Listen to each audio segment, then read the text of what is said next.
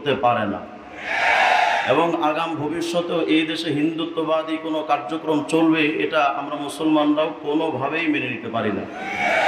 সংক্ষিপ্ত কথা হলো, বাংলাদেশে এই সবুজ রাষ্ট্রের সাথে সবুজ মদিনার গম্বদে খদরার এক গভীর নিবিড় সম্পর্ক রয়েছে।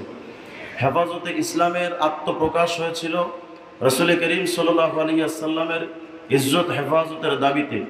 শাহবাগের চত্বরের নাস্তিক্যবাদ যখন রাসূল করিম আলাইহিস সালামের উপরে ইজ্জত হানি যখন করেছিল, তখন শাহ আহমদ শফি রাহিমাহুল্লাহর নেতৃত্বে শাহবাগ চত্বর দখল হয়েছিল। কিন্তু আমরা অত্যন্ত নিষ্ঠুর এবং নিদারুণভাবে দেখতে পেয়েছিলাম 5 মে আমাদের ওলামায়ে কেরামকে, শত শত আলেমকে শহীদ করে, লক্ষ হাজার হাজার আলেমদের বুকে গুলি চালিয়ে সেই সময় স্বৈরাচার সরকারের একজন মন্ত্রী দাঁত খিলিয়ে হেসেছিলেন আর বলেছিলেন যে আজকে 10 মিনিটে তো হেফাজত শাপলা চত্বর খালি হয়ে চলে গেল, আজকে হেফাজতরা কোথায়?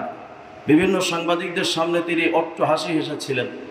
আমরা আজকে দীর্ঘ 10-11টা বছর অপেক্ষা করেছিলাম ওই প্রশ্নের জবাব দেওয়ার জন্য। হ্যাঁ, তারা ওই সময় প্রশ্ন করেছিলেন হেফাজতের আলেমরা আজকে কোথায়। আজ আমি তাদেরকে আহ্বান করি, আজকে তাদেরকে আমরা আহ্বান করছি, আসেন বাংলাদেশে এসে দেখে যান হেফাজতের আলেমরা, নবী প্রেমিকরা ছিল কোথায়। 10 মিনিটে হয়তো আপনারা ময়দান খালি করেছিলেন, অট্ট হাসি হেসেছিলেন, আলেমরা গেল কোথায়? আজ আপনারা বাংলাদেশে দেখে যান সেই আহমদ শফির সৈনিকরা, কায়েদে মিল্লাত আল্লামা জুনায়েদ বাবুনগরীর সৈনিকরা আজও বাংলাদেশে আছে, মাহফিলে আছে, ময়দানে আছে, খানকায় আছে, মাদ্রাসায় আছে, মসজিদে আছে। বাংলাদেশের প্রত্যেকটা রন্ধ্রে রন্ধ্রে সেই নবী প্রেমিকরা আজও আছে। আজ আমি তোমাদের কাছে প্রশ্ন করতে চাই, হে স্বৈরাচার, তোমরা কোথায়? আজকে তো তোমাদের বাংলাদেশে খুঁজেও পাওয়া যায় না। এই যশোরে নান্ন মুন্সি শহীদ হয়েছিলেন, তার জানাজা পর্যন্ত সুষ্ঠুভাবে পড়তে দেওয়া হয় নাই। আজ আমি স্পষ্ট করে বলি, হয়তো নবী প্রেমিকদের জানাজা সুন্দরভাবে আপনারা পড়তে দিতে পারেন নাই, দেন নাই। আজ আমরা চ্যালেঞ্জ করি, বাংলাদেশে শেখ হাসিনা মরে দেখা। বাংলাদেশের মুসলমানেরা তাকে এই বাংলাদেশে সুন্দরভাবে মরতে দেওয়ার সুযোগ দেবে না।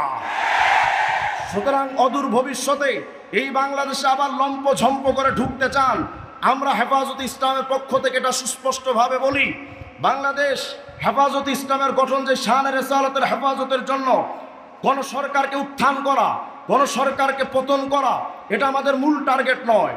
আমাদের মূল টার্গেট বাংলাদেশের ইসলামকে হেফাজত করা, নবীর ইজ্জতকে হেফাজত করা। সুতরাং সেই নবীর ইজ্জতের উপরে যদি কেউ কালিমা লেপন করতে চায়, যেই হাত রাসূলের ইজ্জতের উপর আঘাত হানার জন্য আঙ্গুল তুলবে, তার হাত গুড়িয়ে দেওয়া হবে। চোখ তুলে তাকালে চোখ উপড়ে ফেলবে। সে আমার বাবা হোক, সন্তান হোক, আত্মীয় স্বজন হোক, এমনকি সর্বশ্রেষ্ঠ কোন নেতাও যদি হয়, রাষ্ট্রপতি প্রধানমন্ত্রীও যদি নবীর ইজ্জতের উপর আঘাত হানে, জীবন্ত পুঁতে ফেলা হবে। আমাদের মুরব্বিয়ানে কেরাম এখানে আছেন, তারা কথা বলবেন। আল্লাহ তাআলা আমাদের হেফাজত ইসলামকে, যেই তাকওয়ার উপরে যেটা উসসিসা আলা তাকওয়া, আল্লাহ তাআলা যেন হেফাজত ইসলামকে, বাংলাদেশের ইসলামের হেফাজত, নবীর ইজ্জতের হেফাজতের জন্য সর্বক্ষণ আমাদের লেগে থাকা তৌফিক দান করেন। আজকে এখানে আমাদের বাংলাদেশের বাবুনগরী হযরত রাহিমাহুল্লাহর আদর্শের একজন মহান সৈনিক, যিনি সদা সর্বদা হেফাজত ইসলামের উপরে যত নির্যাতন হয়েছে, সবচেয়ে বেশি নির্যাতন হয়েছে আল্লামা আজিজুল হক ইসলামাবাদী হাফিজাহুল্লাহর উপরে। আমি আমার দেখা চোখে বাবুনগর হযরতের যে আদর্শ পরিপূর্ণভাবে এখনও তিনি ধরে রেখেছেন, তিনি উপস্থিত হয়েছেন, এবং হেফাজতের মহাসচিব তিনিও অলরেডি চলে আসছেন। আল্লামা মামুনুল হক রহিম দামাত বারাকাতুল্লাহ আলী আমার উস্তাদ মুহতারাম, তিনিও খুব দ্রুতই চলে আসবেন। আমরা সুন্দর করে শান্তভাবে থাকবো। আল্লাহ তাআলা আমাদের মজলিসকে কবুল করেন। আসসালামু আলাইকুম ওয়া রাহমাতুল্লাহি ওয়া বারাকাতুহু।